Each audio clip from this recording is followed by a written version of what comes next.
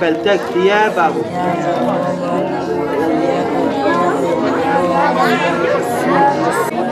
فين؟ وقع من شر حسن aferin yavrum hadi. Bismillahirrahmanirrahim. Tebbet yede ebi lehebin ve teb. Evet. Ma aghne anhu maluhu Aferin. ve me keseb. Aferin. Hadi git dersini 10 defa daha okursun, tamam ya? Hadi. Evet. Arkadaşlar derslerinizi alın, hadi yavrum. Hadi derslerinizi alın, gelip okuyorsunuz, hadi yavrum. يقولن ما يحبسه. Evet yavrum, hadi. Ya uzatmıyorsun. Vehâka. İnşallah bugün itibariyle Diyanet İşleri Başkanlığımız 25 Haziran 17 Ağustos itibariyle yaz Kur'an kursumuz bugün başlamış bulunmaktadır.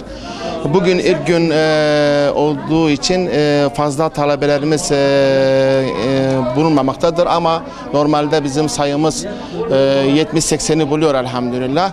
Kur'an kursumuzda yani daha doğrusu yaz Kur'an kursumuzda 2 saat Kur'an-ı Kerim dersini veriyoruz ve 1 saat dinimizi öğreniyoruz. İşte bunu dinimizi öğrendiğimiz zaman siyer hakkında, Peygamber Efendimiz sallallahu aleyhi ve sellemin hakkında, ibadet hakkında dersler vermeye çalışıyoruz talebelerimize.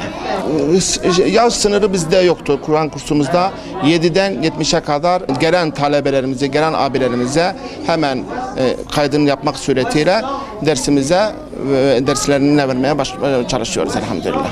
Bizim Valide Camisi olarak başka bir bölümümüz yok. Bu Kur'an kursumuzu camimizin içinde vermeye çalışıyoruz. Fakat bazı arkadaşlarımız veya abilerimiz çocuklarımızın hevesini kırmamak şartıyla onlardan rica ediyoruz. Çünkü çocuk hevesi kırıldı mı artık camiye küser. Dolayısıyla çocuk çocuktur. Çocuk her yerde çocuktur. Kıracak, edecek ve inşallah niyetimiz Kur'an-ı Kerim'i en güzel şekilde öğretmek ve dinini öğretmektir. Evet.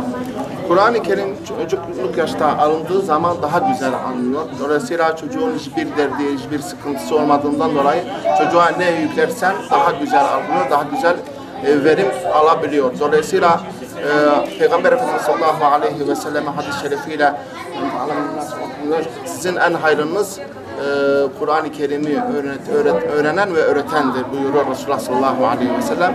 Biz de elimizden geldiği kadar çocuklarımıza İslam'ı veya camiyi, minberi, mihrabı sevindirmektir bizim gayetimiz. Buradan Siirtli kardeşlerimle seslenmek istiyorum. Anne baba, her anne baba çocuğun hakkı üzerine olarak anne babası çocuğun elinden tutacak ve en yakın camiye veya Kur'an kursuna getirmek şartıyla bugün eğer toplumda şiddet varsa hep Kur'an-ı Kerim'den uzak durduğumuz içindir.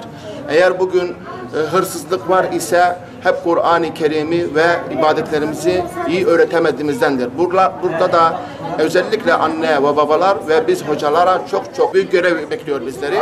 Dolayısıyla biz de yaz Kur'an kursumuzda bunları özellikle çocuklarımıza lütfen Allah rızası için hem dinimizi hem Kur'an-ı Kerim'imizi eğer biz öğretemiyorsak alim kişilere yönelelim ve bu hocalarımızdan da istifade edelim.